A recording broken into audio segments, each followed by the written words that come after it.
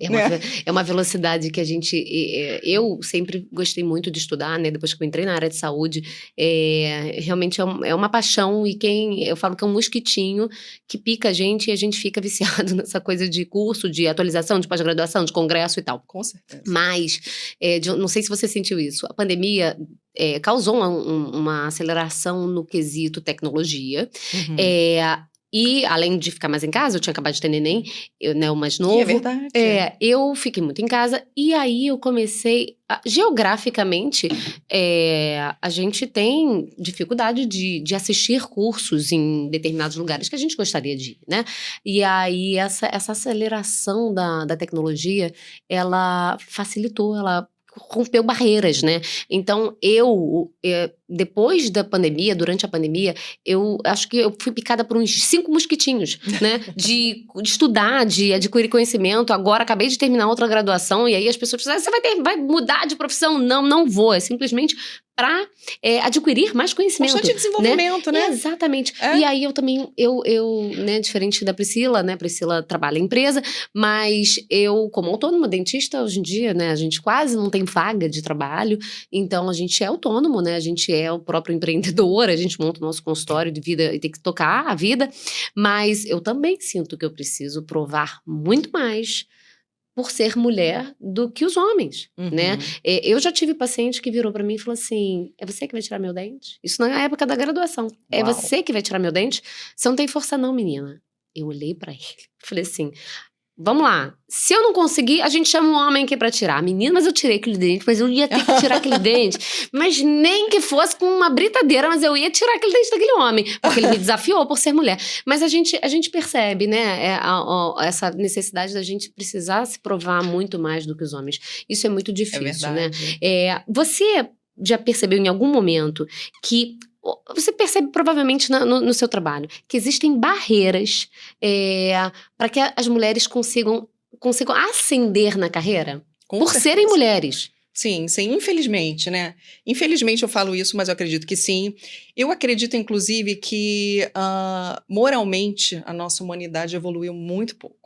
Mas ainda bem que as leis evoluíram, né? Então, hoje em dia, você não pode fazer coisas e tratar mulheres de uma forma como se tratava antigamente. Então, sim, eu acho que a gente tem uma questão cultural realmente muito forte, onde talvez a falta de representatividade de mulheres em cargos mais sêniores, mais executivos, seja algo que de alguma forma prejudique a gente. A desigualdade de oportunidades é outro fator muito importante. Hoje, o que a gente vê? Um movimento, né? A gente está falando agora de 2025, mas há 10 anos atrás, o que eu via? Falta de oportunidades. Não tinham vagas abertas para as mulheres. Eram vagas predominantemente masculinas. Então, hoje você tem esse movimento das organizações, né? Que você tem vagas afirmativas, né? Tem uma série de campanhas para que se contrate mulheres. E eu sou super a favor. Sim, eu sou uma que abracei a causa. Quando eu me liguei nisso há mais ou menos 2 anos atrás, que eu só tinha homens no meu setor, eu falei, não, peraí, a próxima vaga vai ser mulher. Sim. E não escolhi porque eram homens, tá? Deixar isso bem claro. Porque é uma área muito técnica. Então, eu não contrato gênero, eu contrato profissionais. Exatamente. Então, na entrevista, né, aconteceu de ser... Mas aí, eu cheguei no momento e falei, não, isso não tá certo. Eu preciso trazer uma mulher para esse time. Então, eu já abri falando assim, dessa vez vai ser mulher. E, para minha surpresa, foi absoluta. Para minha surpresa, não, eu sabia que ia ser bom, mas foi mais do que bom. Superou completamente as minhas expectativas, inclusive em relação aos homens. É interessante, porque a gente percebe, você falou, né, que quando você entrou na empresa, terminou de casar, casou agora, será que vai querer ter filho? Então, existe essa ansiedade, né, das empresas, dos chefes, com a mulher jovem, se ela vai querer ter filho, se ela vai se ausentar, né, e aí eu queria saber de você, se você já percebeu que alguma tomada de decisão de algum chefe seu, já tenha te prejudicado por causa da sua maternidade?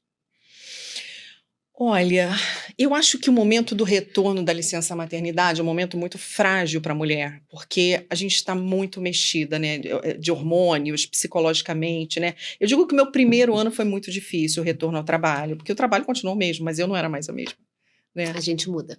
A gente muda, eu tinha outras prioridades na minha vida, eu não era mais aquela Priscila workaholic que trabalhava até não sei quando, não.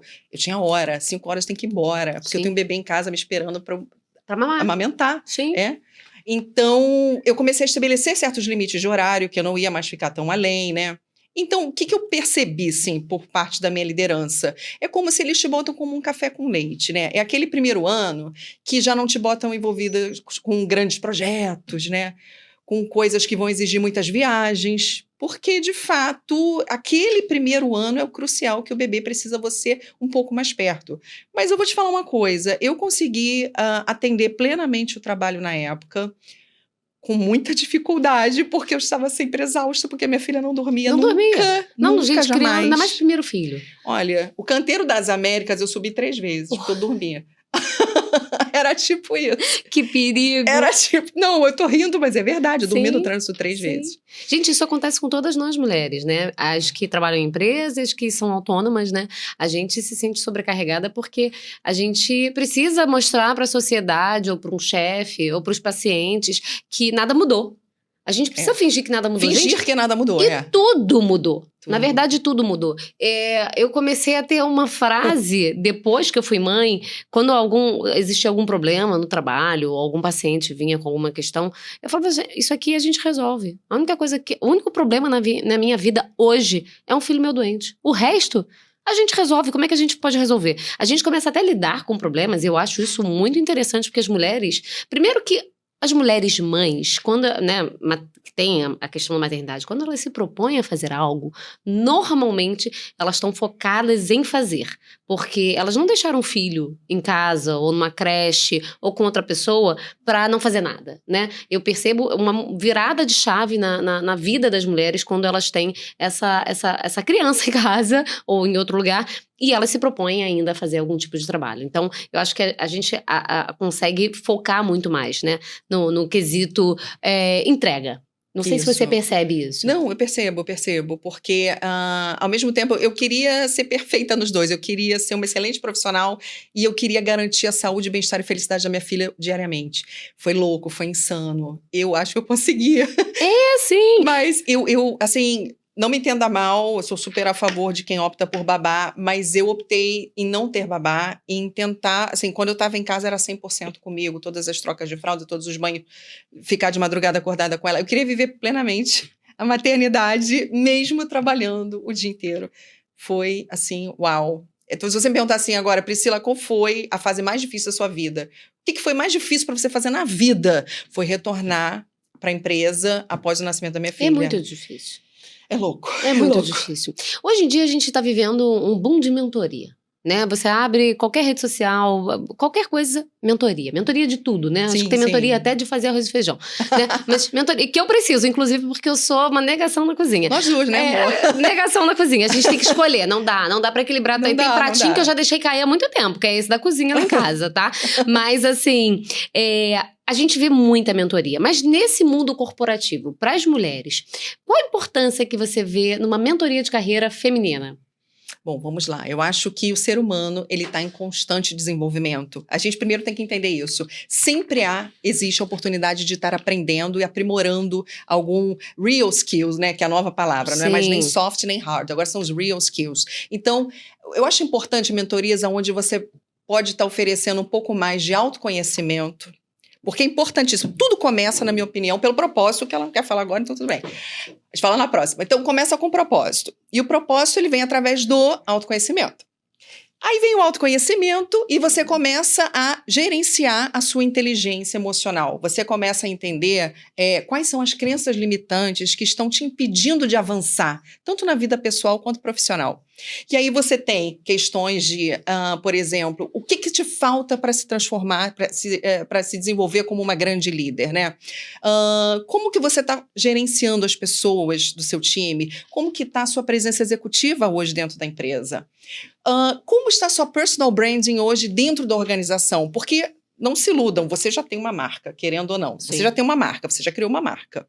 Agora, você quer, e também não é algo imutável, você quer que essa marca se permaneça para sempre, ou você tem intenção de reinventar essa marca? Porque sempre é possível a gente estar reinventando uma marca, né? Então, a gente ajuda na mentoria a projetar a sua personal branding dentro da organização.